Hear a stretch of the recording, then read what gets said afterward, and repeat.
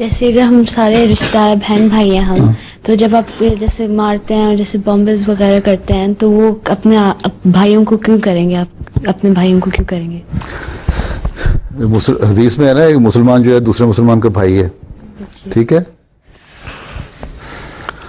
और कुरान शरीफ में भी लिखा है, अगर तुमने किसी मुसलमान को, मोमिन को जानबूझ के कत्ल कर दिया है तो तुम्हारी सजा, उसकी बड़ी सख्त सजा जहन्नम में अल्लाह ताला डालेगा, ठीक है। और फिर यह है कि आपस में इस तरह रहना चाहिए एक दूसरे के साथ, हैं, रहमाओ बैनहुम, के आपस में बहुत प्यार और मोहब्बत से रहना चाहिए।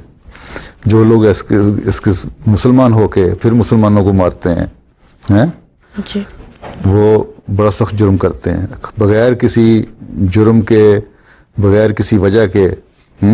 अल्लाह ताला ने कहा है किसी को भी मारना, कत्ल करना एक बहुत बड़ा गुनाह है, और वो भी जुर्म से भी सजा दे के कत्ल करना जो है वो भी किसी हुकूमत का काम है, हैं, गवर्नमेंट का काम है या कोर्ट का काम है, कोई फैसला दे, हर एक आदमी का काम नहीं है।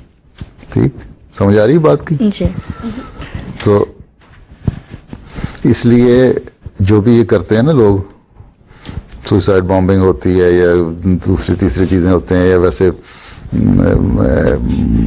गोलियों से मार देते हैं जिस तरह वहाँ हमारी मस्जिदों में किया, ये सारी चीज़ें गलत हैं। ये एक मुसलमान के साथ है, लेकिन अल्लाह ताला ने सिर्फ मुसलमान के लिए नहीं, कुल इंसानों के लिए भी कहा है कि किसी को भी मारना जो है ना, बगैर जुर्म के, बगैर वजह के, बगैर लड़ाई के, जिसने तुम पर ज्यादती ना की हो, तुम्हारे से लड़ ना रहा हो, जंग करके तुम्हें कत्ल ना करना चाहता हो, तो उसको मारना एक आदमी का कत्ल भी जो है ना इस तरह ही है जिसने तुमने पूरी इंसानियत, पूरी दुनिया को कत्ल कर दिया।